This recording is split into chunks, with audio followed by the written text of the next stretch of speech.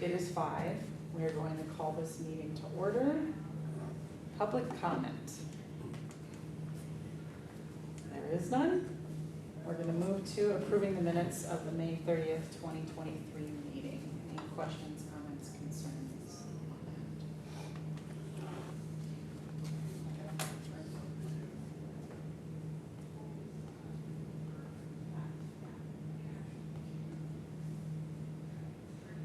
I'll move that we approve the minutes. Can I get a second? I'll second it. All those in favor, say aye. Aye. Any opposed? Any abstain? All right, we will move right into report from the library director. So we have hired 2 new pages to replace, and I think I wrote in here that Samantha's leaving at the end of the summer, so Drew will be filling in, Drew will be coming back also. I'm working 1 weekend a month as a college student that breaks. He'll be available too to help. It's nice to have somebody else available to fill in. And then, I forgot the last name. Katie Nickel is one of the people, and Carissa, I think Coleman is her last name, have just been hired as the new pages. So they'll probably start training in a couple of weeks. And the goal is to have them on board by September, because the other pages are here through the summer still. Good. I just wanted to mention a sad thing. Michelle Schrader was a regular patron here. She passed away unexpectedly in her mid-60s. And she had been the book sale coordinator when I first started, so I had to volunteer with friends for a while. And her daughter had also worked at the library as page one of her daughters had. So I did just want to mention that at the board meeting. We did receive a donation of $250 from the Ripon High School Honor Society out of the blue for the renovation project, so that was nice. And I wanted to thank Alexandria Games. I'm sad that you're going out of business. I know. Yeah. But thank you, they donated they had an in-house collection of games that people could play there, and they donated several of them to the library to add to our game collection. So we do appreciate that. Absolutely. Question, I know we talked about it earlier, but can you give us an update on the vacant board seat? I know Ted has asked at least one person and haven't heard anything in a month, so that was the last time I had heard. And I will ask again tomorrow at my city meeting. Got it. Any other questions about the director's report? All right. We're going to move to reviewing the payment of the June 2023 invoices.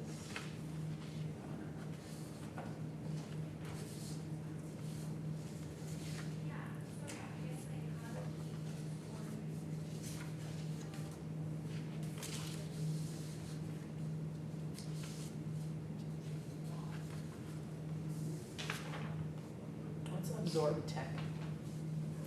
ITU Absorb Tech provides the some of the floor mats there. They don't all get switched out, but some of the floor mats where the high traffic is and our little mop towel heads.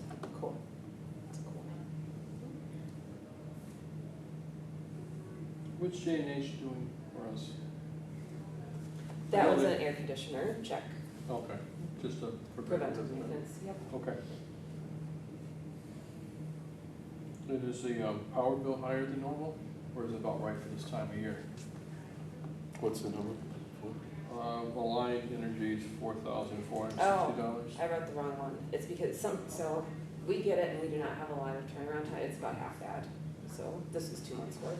Okay, because it looked like it was a lot higher than normal. I thought it was about half that, but It is about half It that. is. Yeah. So it's normally Unfortunately, they don't give you a long time to pay it, so that and I try to get it to Naomi right away. By the time they run the checks and get it, it usually doesn't catch by the next bill having come. So It's normally so this is 2,200. Yeah, so this is 2 months worth. Okay. Good question.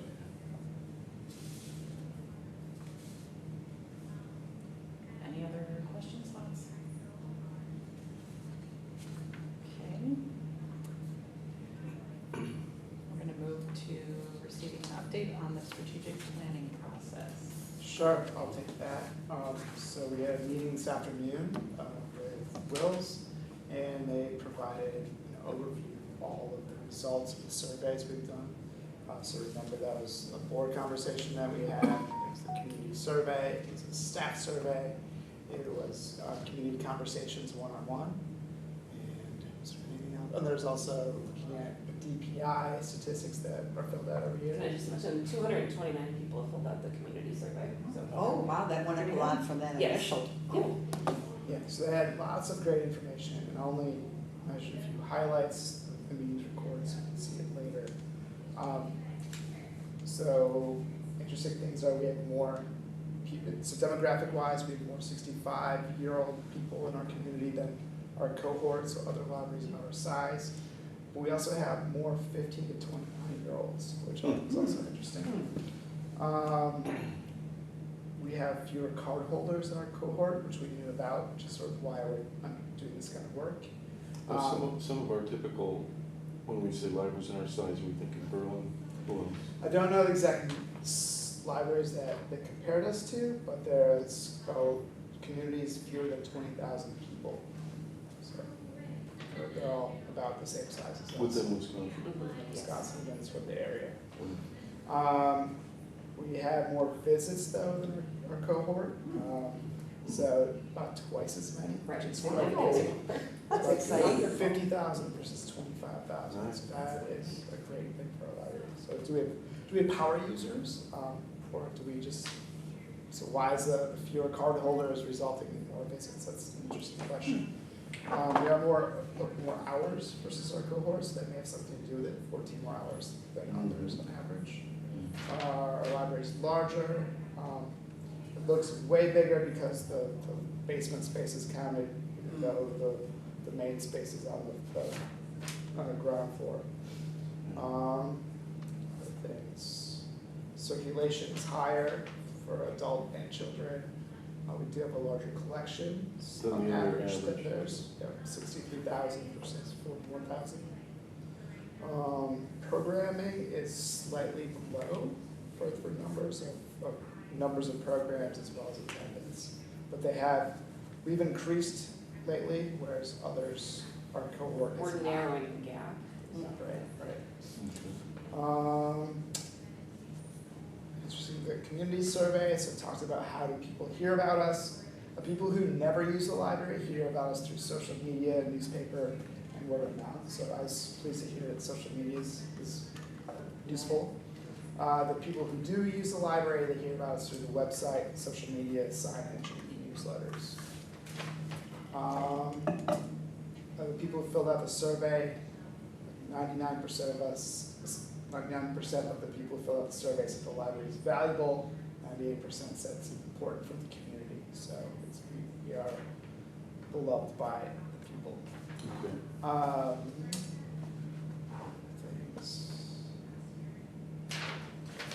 So at the end, so we sort of asked us some low-hanging fruit that we might think about. So we're still creating the final product. So this is sort of a little early. So we'll be meeting again in early August with all the planning group members to try to work out a draft of the plan. But we can start by thinking about placemaking things like murals, finding a way to connect the library and the downtown successes that we've had, so signage along the way, on the sidewalk. How do we do that? So that's a question here.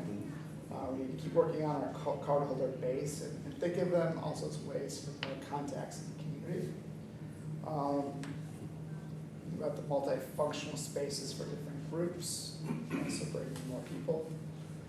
Small group programming was important to a lot of people. So create community connections, connecting people with other people. So that's one service we can provide. So family nights, those kinds of things. And the last thing was focusing on our Spanish language collection, so for collection development. So we did get Spanish speaking people taking the survey to speak. We had a lot of one-on-one. Oh, on that, okay. Kat Griffith did a great job. Good. Giving us an input. Any questions about that? So those are just very broad swaths, just No, that's highlights. So there's a exciting lot more information. information.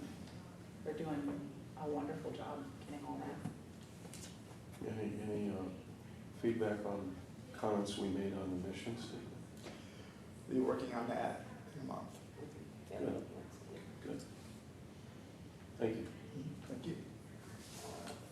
All right, we're gonna move to receiving an update on the campaign planning committee. So we're focusing more targeted, still the $10,000 letters, and going for businesses and trying to solicit $2,000 donations from 25 businesses to combine for $50,000 to get their names up by the Silver Creek windows to pay for that.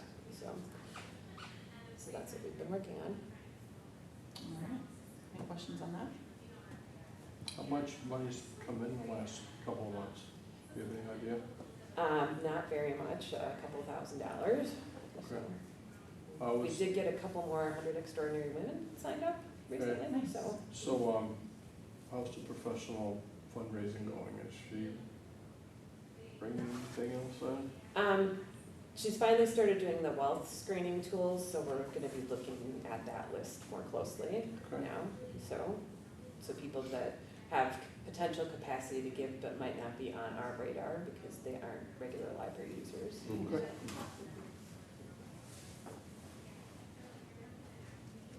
Anything else?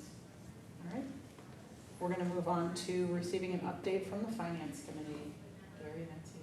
It's me again, okay. We met earlier this afternoon here, and we didn't meet for a little bit, but we're gonna be meeting again in August, and we're pretty much done with all the bullet points, I think, ready to meet with the cities. I think Desiree and Lauren are gonna be meeting, to try to get hold of Adam, I think, and meet with them in the beginning of August. And then we'll meet, and we'll come back to the board in August. Hopefully we'll have, I think the committee's working on personnel policy too, and we've got some other ones that we had just approved last month, I think, for the, which one was that one last month? The investment. The investment policy, and we're gonna talk maybe a little bit about that expenditure and the percentages and stuff, and then we'll hopefully be back in, after they meet with Adam, back in August, and we can maybe get that letter behind us and not have to worry about it anymore in the future, get that done before the city meets with their budget stuff, so. Yeah. The memo from the city, remember, Andy, with all the stuff? I remember. Yeah, You see? none of us have forgotten. So. But the plan is to kind of get our policies approved, everybody feeling good about them, and us to be super familiar with them, and also have funds distributed and designated as we see fit, so that when we go to meet with the city, we have all our ducks in a row, and we can really, well, meet with, I guess, the city, and then hopefully eventually the council, we can just feel really sure about what we're doing. More proactive this year, going into budget. It may seem a little weird coming from the finance committee, but that's how the finance committee was created, was because of this memo at the Yeah, beginning. yeah. And you, I don't know if you probably weren't here yet when that started, but, No. do you even have the memo? I'd like to see it. Yeah, we could probably email Yep. that to them. And, so that's why you'll, after you read it and stuff, that's why the finance committee was created and formed and stuff. So we talked about pretty much everything on there, and some of the stuff we have completed, and other stuff we're working on, and hopefully they'll meet with Adam here and get some stuff checked off the list, and or make sure that they're happy with everything, and then we'll meet with the board in August. That's the intention right now, at the end of August, with our meeting there to finalize anything we need to finalize, hopefully, and get that behind us. All right, any questions on that? Okay, we're gonna move to review and discuss the meeting room policy. So I included the current meeting room policy for you. So it's time to do some updates. There's some things that are outdated in here. But since we're gonna be updating, and it's very wordy also, and there are things like we don't have a phone service and now everybody has cell phones. So there's just things that need to be deleted, and they can be referred to other policies that we already have, like the behavior policy. And the piano policy, piano isn't really mentioned that it lives in the Soresco room. But the one thing to talk about that we want some direction from the board on is with Royal Ridges going private and not being available to the community, you know, we have really nice large meeting rooms here. Do we want to try and promote these? Do we want to loosen up some of our restrictions on what the rooms cannot be used for? So I'm not necessarily looking for an answer from the board even tonight, but just to think about this so that you can discuss it at the next meeting. Okay. I will send out and share, Susie had Manitowoc's meeting room policy, so they do, charge for, some items. You know, so I have the meeting space available for parties and things like that, but then they charge the fee for it. You know, so did we wanna, so it's something for the board to think about. Do we wanna move in that direction where we would host things like parties here, but we would charge a fee if it's not a nonprofit group reserving the room? And there was a history of that, so we used to do that. Okay, Um, okay. If they were not nonprofit, they would pay a fee, and then we would have them fill out sort of a little bit different form. And it worked out quite well. I was curious that wasn't in here. I wasn't aware it had changed. And I don't know when it changed, because that predates A long me. time ago, you're Yeah. saying, okay. Yeah. Mhm. I know Berlin offers their meeting room for it, I mean, they only have one, but they offer it if it's available, or it's open for not nonprofits to be able to pay use. So we've had like an insurance guy or they had an insurance guy come and do like private meetings, and he paid. Like $100? I think it was 50. Yeah. 50 for the whole day, I could be wrong, they may have changed it.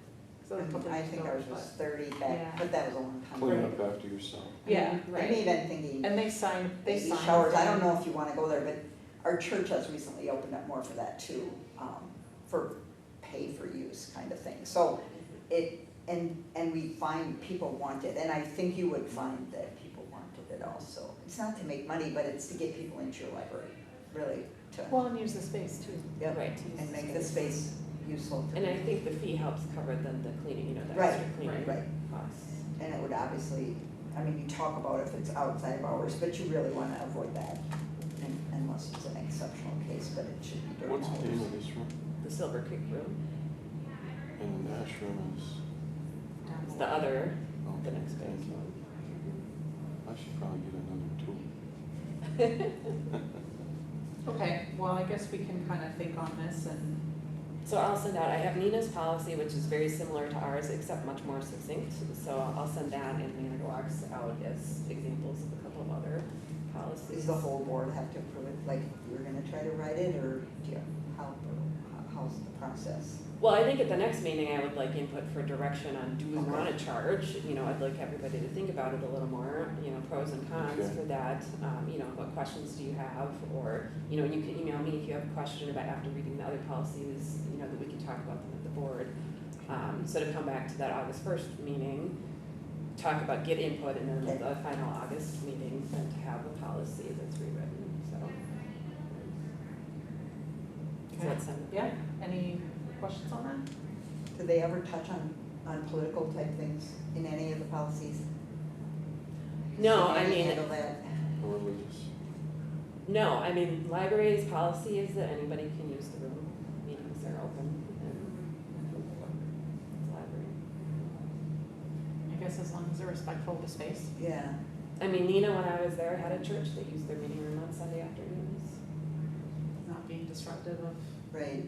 patrons and the For, daily for operations. social or for religious services? For service. Okay. Yeah. Yeah, community, what they use the school for a while. Community church in town, I don't think I've been there in a while. I think they're buying a building there. Yeah, but we're all religious. I mean, so as long as they're following the other, you know, the meeting room policy Right. and the behavior policy, it's open to any group. Do you see any problems with political meetings? I saw it wasn't addressed, and I didn't. I guess know it'd if be it worth needed to be. It'd be worth it to put in there, and maybe we put something on, and we can talk more about this later, but like soliciting patrons, right? Like, if there's a political group who feels a certain way, are we gonna allow them to kind of approach patrons while they're there using the space and thinking that through? Right, and I think there was something about the signage that was addressed. Right, they can't post signs. Right. Right. Saying, come on downstairs, Right. plastered all over Yeah. the whole library, that kind of Yeah. thing you would have, yeah. Okay, we can think on that. Mhm. I'd be interested to read the other ones too. All right, we'll move to review and discuss the internet computer filtering. So this is just a heads up because I don't think we've talked about computer filtering with most of the people on this board. And just that Pete Hodge, who is the Winnifox computer tech person, network manager, I included his email so you could read it because a lot of it doesn't mean much to me. Wouldn't So, pull up on couldn't get it to open. Oh, you can get it to open? Oh, I did. Okay. I read it, Okay. yeah. Okay, everybody else did. So it basically says that the antivirus software that they're using right now is also the filter for the web content, and they have started, they used to have a nonprofit pricing tier, and they're dropping that, so the costs are gonna be significantly increasing. We're due for renewal like right now, so it's too late for Winnifox to look at another option. They're gonna stick with this company for a year. But after that, they're gonna look at other options, but they're not sure how good the web filtering software is or if it has similar parameters. So we don't need to do anything right now, but I just wanted the board to be aware that we do filter our computers, categories like obscenity, pornography. Okay. So if we haven't had any issues recently or anybody ask or say I couldn't get to, like Nike.com or something because it was blocked, so it seems to have been working pretty well. But I just wanted to bring this up because when this change happens next year, there may be problems with the new filter, one that they have to work the bugs out, or maybe it's blocking too many legitimate sites, and then we don't, do we stick with the filter, so. Yeah, thanks for. And you don't know what it will cost at this point, the new one. Right. You're hoping it could have it less than this one, but. Well, it says once implemented, it will cost less than half of what ESET Okay. costs for the new, I think that's the new Oh, cost. so they have one in so- mind, okay. Yeah, Microsoft Defender, which is a companion to Office 365, which is all on Oh, Winnifox computers. compatible, Yeah, so Winnifox already operates Office 365 for all of the libraries, that's what we've moved to. I think that's what UW Oshkosh has used for years. Yeah, so we'll be discussing this at a meeting that I have coming up on July 28th, so. Only the large libraries use this? Obviously, I'm not sure. Oshkosh, Mashpee, is included, but.